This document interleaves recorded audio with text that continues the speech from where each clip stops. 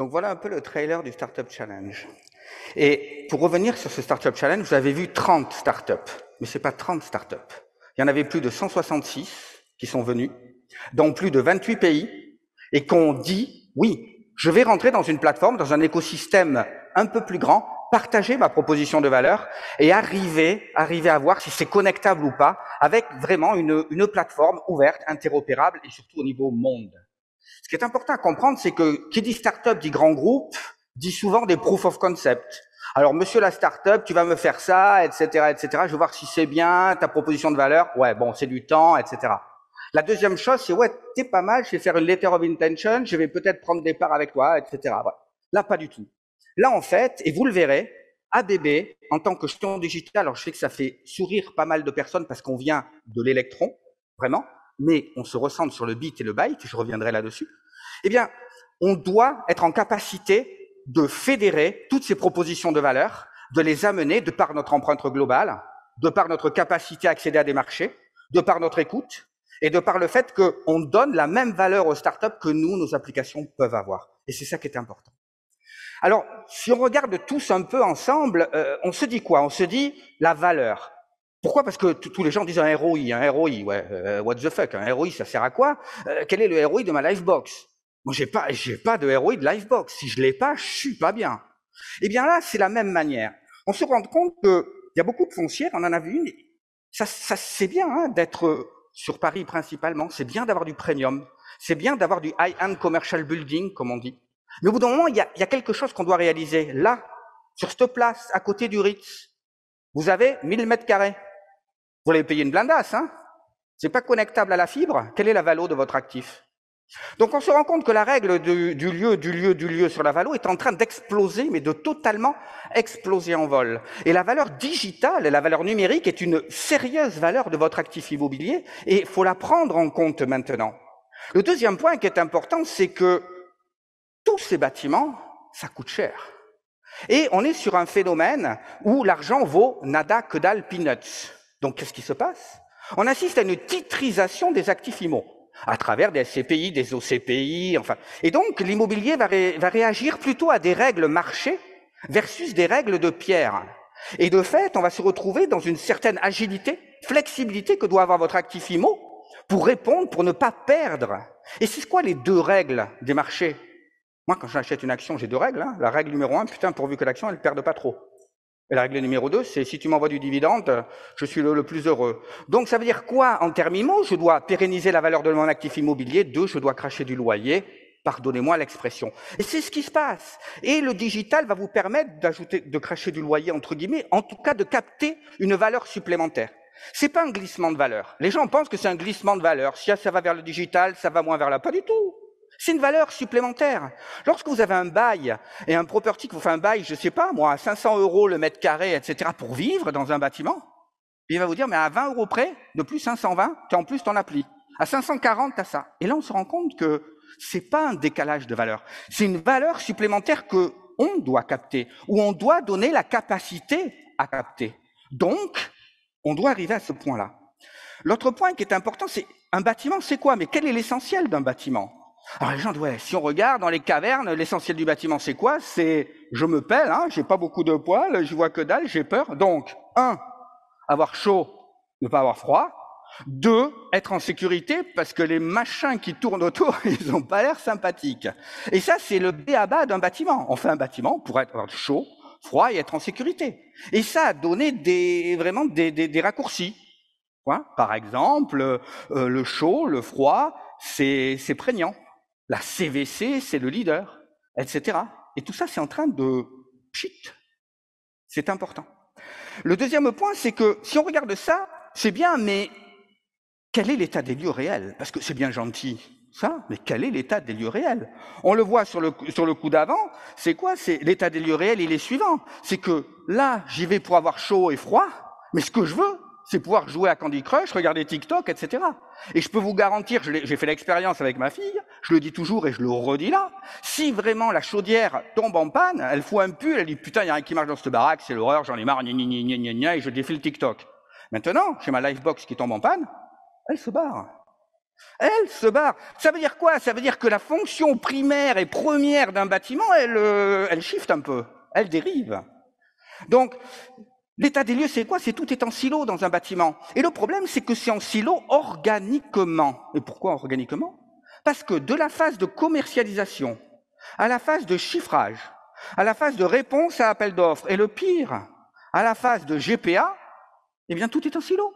Parce que c'est le CCTP qui fait foi. Et le CCTP, lui, il silote par corps de métier pour faciliter la recevabilité intrinsèque de chaque lot. Mais in fine, l'utilisateur, il n'a pas envie de gérer ses stores avec ses stores, il a envie d'une expérience digitale globale. C'est ce dont il veut. Et donc tous ces silos-là, c'est bien gentil, mais c'est le bazar. Et ça fait que ma demande et le contexte, comment je le fais évoluer dans ce monde de silos? Eh bien, dans ce monde de silos, il y a un deuxième point. C'est que le bâtiment commence à être averti. Et on voit que c'est un équilibre un peu instable. Et là, ce que j'ai voulu représenter, c'est l'équilibre entre la demande et l'offre.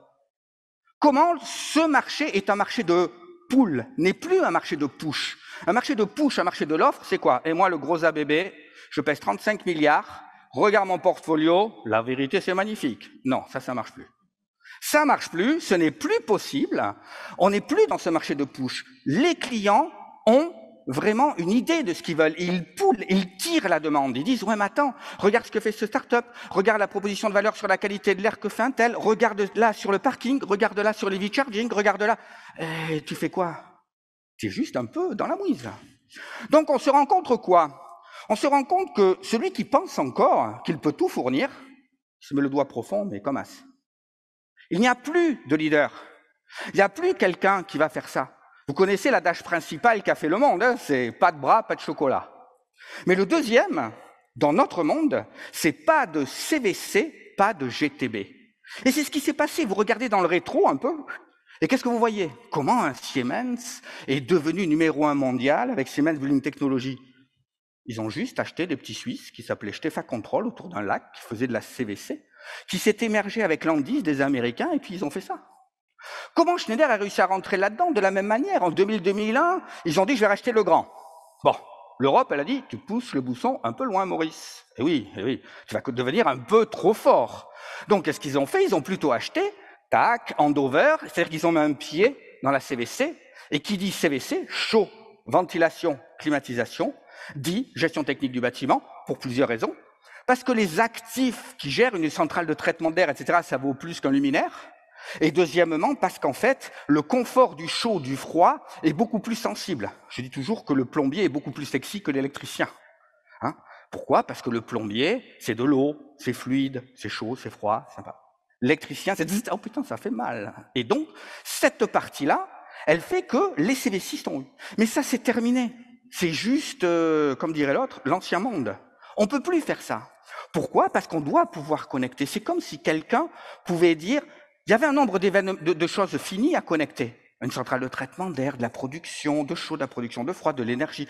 Maintenant, il y a tout à connecter. Des capteurs d'occupation, des capteurs de présence, des capteurs de nombre de personnes. Il y a tout à connecter. Et lorsqu'on connecte tout, plus personne ne peut tout fournir. Et ce phénomène de la pyramide avec une solution manufacturière qui va contrôler, c'est juste dead. Alors, qu'est-ce qu'il arrive derrière? Eh bien, en fait, nous sommes en pleine innovation de rupture. En pleine innovation de rupture dans ce monde-là. Et ceux qui pensent que les smart buildings, c'est réservé à la GTB, c'est pareil, ils se trompent. Ils se trompent. Comme l'ampoule n'est pas la constante amélioration de la bougie. Non, il y a une rupture. Il y a une rupture qui fait qu'il y a un autre moyen. Et de la même manière, la LED a été une autre rupture par rapport à l'ampoule. Eh bien, cette innovation de rupture, elle dit la chose suivante. Elle dit, votre modèle précédent, mais c'est pas bon. Et Emmanuel l'a très bien dit, on passe de la propriété à l'usage, c'est sûr, on est dans l'usage. Tout est fait par pay-per-use ou quoi que ce soit, on est là-dedans. Il a dit une deuxième chose qui est importante, c'est que ça remplace vers le nomade. On était nomade, et puis au bout d'un moment, elle a dit, c'est chiant de marcher. Hein. Donc je vais faire un jardin, je vais faire des trucs, je reste là, je me fais. Et qu'est-ce que j'ai fait de suite? Où on va me le piquer, etc. Propriété. Je mets des barrières, je mets des trucs, etc. Et là, maintenant, il y a tellement de nomadisme qu'on est en train de péter ces barrières. On arrête de travailler en silo, et d'où l'innovation de rupture. Et dans ces cas-là, quelle est la solution? Eh bien, dans la technologie, il y a toujours eu, et il y aura toujours, quelque chose qui est important sur l'innovation de rupture, c'est la puissance de l'operating system. Les deux trucs qui sont derrière moi, ils ont tous un OS. Et quand je reviens sur la puissance de l'OS, le premier qui arrive, il s'appelle Bill Gates. Est-ce qu'il a eu raison de faire un OS, Bill Gates? Quand je vois son compte, je me dis, ouais, bon, même s'il divorce en ce moment, je pense que c'était loin d'être une mauvaise idée. Mais Bill Gates, il a fait quoi? Il a fait MS-DOS, Disk Operating System. Hein, on va parler de BOSS, mais ouais. DOS, Disk Operating System. Et donc, lorsqu'il a fait ça, qu'est-ce qu'il a dit? Il a dit juste, je vais faire une abstraction entre différents matériels que je peux plugger et des gens qui vont faire des logiciels au-dessus et qui vont pouvoir développer en s'affranchissant, du hardware. Et derrière, ils sont partis sur Windows. Et les premières applications de Windows, c'était une cloque, waouh, un bloc-notes et un petit éditeur Notepad. Mais c'était 3 applications. Comme là, maintenant, notre building, il a 3-4 applications. Dans 10 ans, je peux vous dire, c'est Windows, j'ouvre, Marketplace, installé, bam, bam, bam. On va vers ça, on tend vers ça. Et cette valeur à capter, bien sûr, le groupe ABB, il l'a vu. Parce que c'est la revanche des électriciens, entre guillemets. Et cette partie-là, c'est une valeur que nous devons prendre. Et l'operating system, il est là. Et l'operating system, si on le rate, ça fait quoi? Demandez à IBM, quand ils ont raté OS2.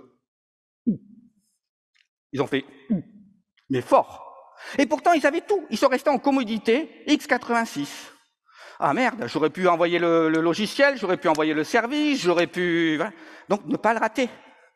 Mais ne pas le rater, c'est toujours pareil. C'est ce que me dit ma chef. Hein. Elle me dit, mais c'est time to market, c'est now ou pas now? Et le Startup Challenge, 160 startups du monde entier, 28 pays qui signent pour 10 jours, etc., c'est « it's fucking now hein ». C'est ce que je lui ai répondu texto. Parce que ceux qui me connaissent, ceux que je suis un peu pushy.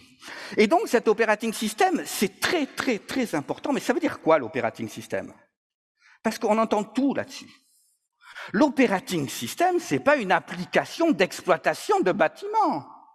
C'est quoi un operating system? Est-ce que Word est un operating system? Non.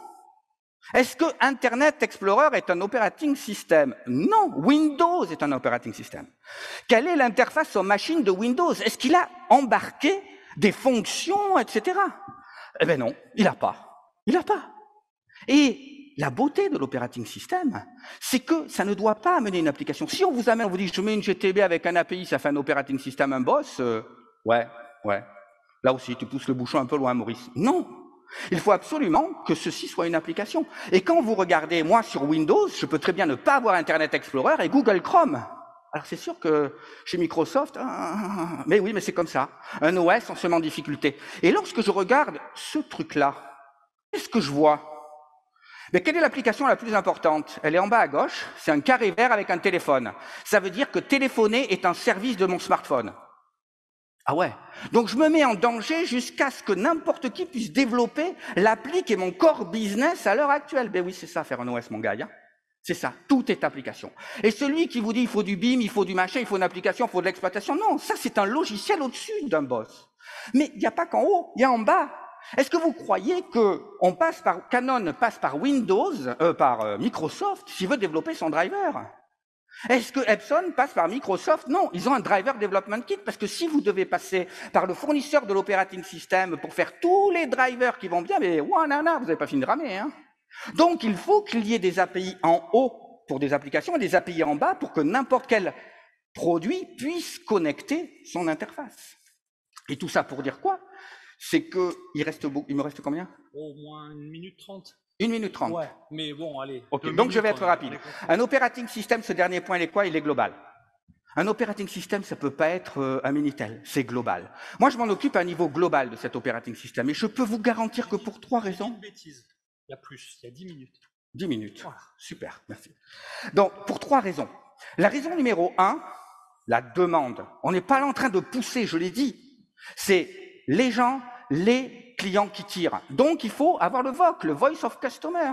Et ça, je peux vous dire que quand je discute avec NTT Data au Japon, quand je discute avec Duke Energy aux US, quand je discute ici, même avec Heinz, même en France, etc., ils n'ont pas du tout les mêmes demandes. Sauf que c'est à nous d'imaginer quelle peut être la plateforme minimum, le fameux socle commun dont on entend, qui sont en capacité de délivrer les bons messages et les bonnes informations. Et tout ça, ça se fait comment? Ça se fait par l'écoute, et tout peut être que global. Le deuxième point, c'est qu'au bout d'un moment, il faut des vendeurs partout. Vous voyez que Microsoft, il a vendu qu'aux yeux. Non, Il faut des vendeurs partout de la solution. Ça peut pas être quelque chose franco-french, sinon c'est un Minitel. Ça se vend moins bien. Et le troisième, c'est qu'en plus, il faut avoir le réseau de partenaires qui est global avec une marketplace. Mais une marketplace, quand vous êtes sur App Store et que vous avez téléchargé la nouvelle Candy Crush, c'est rien l'interface homme-machine. Prenez juste l'interface, on travaille dessus, légale, entre chaque start-up. C'est juste la catastrophe, c'est super compliqué. Donc on se rend compte qu'un building operating system, pour toutes ces raisons, doit être global. Et malheureusement, c'est le syndrome Highlander. Il n'en restera pas qu'un, mais il n'y en aura pas pléthore.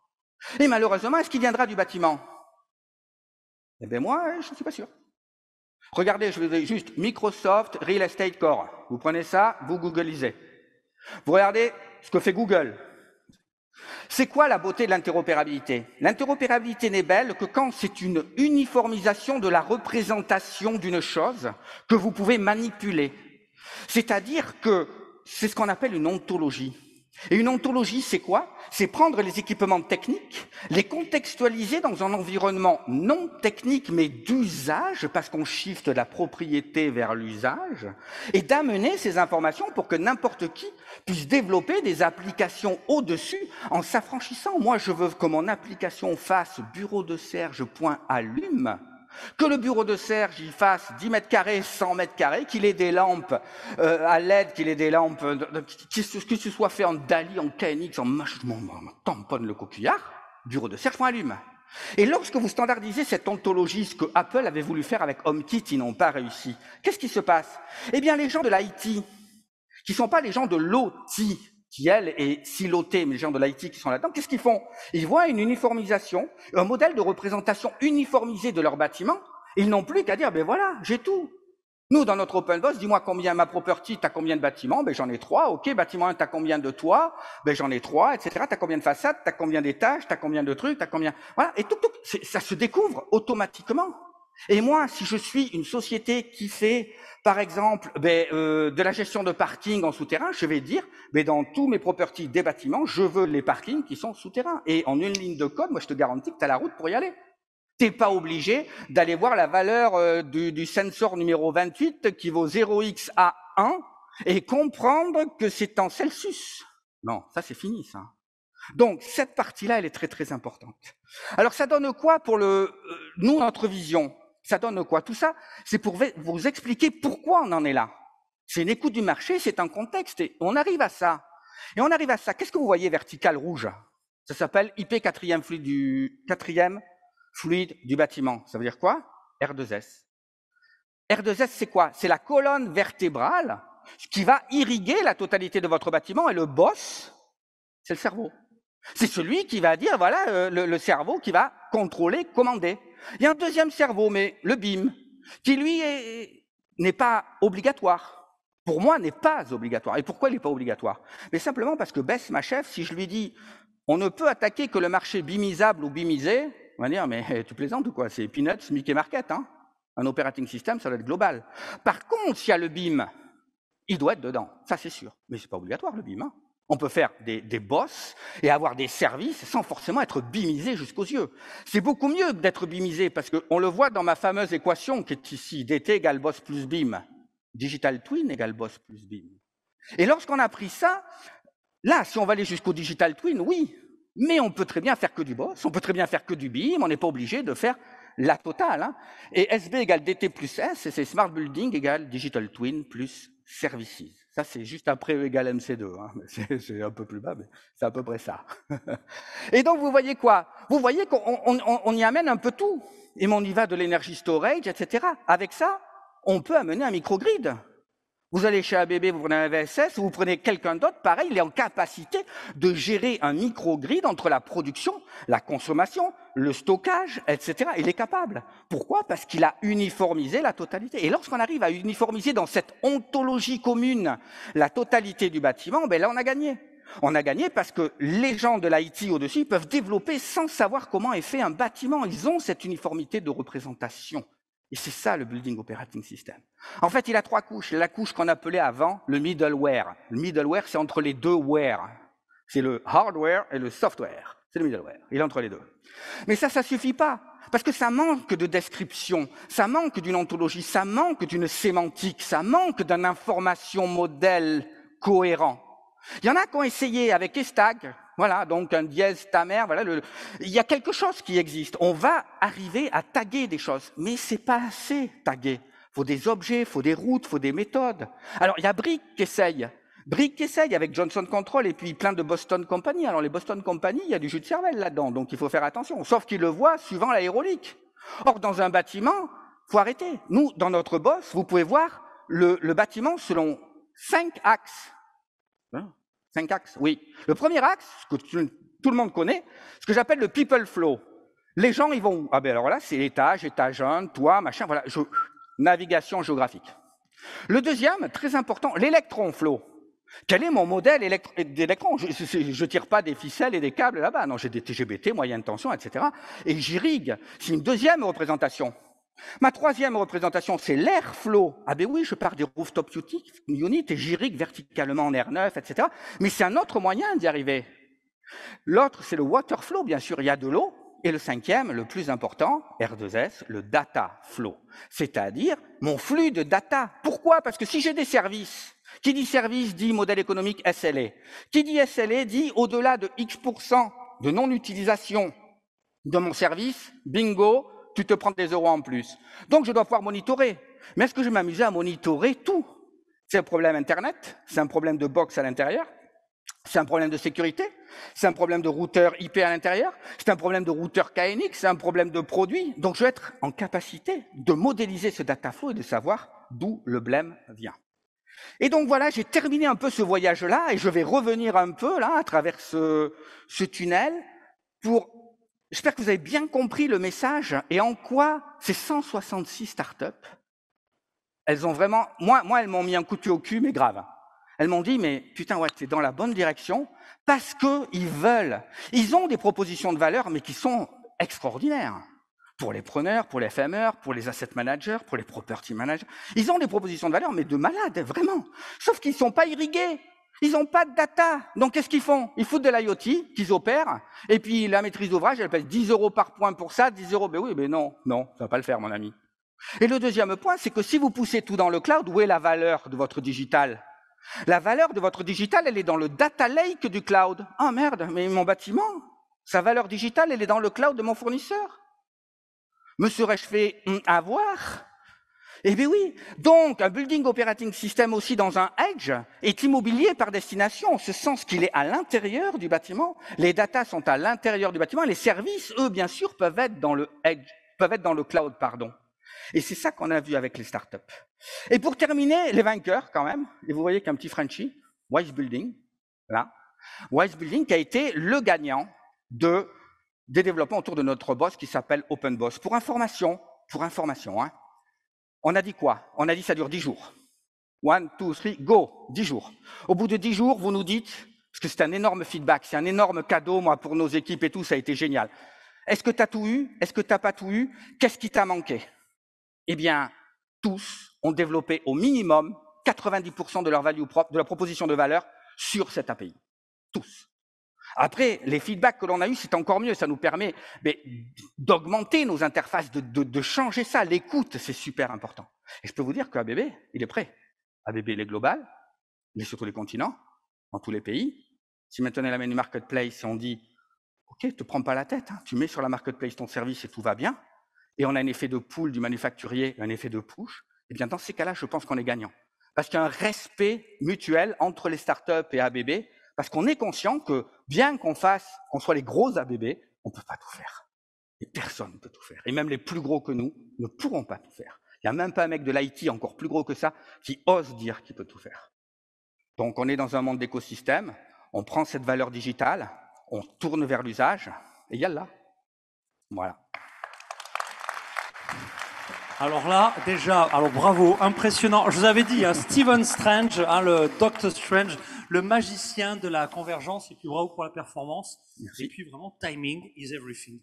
Bravo encore. Merci un beaucoup. stand hein, pour connecter, pour évidemment développer votre partenariat, vos business. Exactement. Puis, je crois que là, la scène est là, donc si vous voulez rester, en tout cas, bravo, hein, bravo Serge Lemaitre, Global Product Manager chez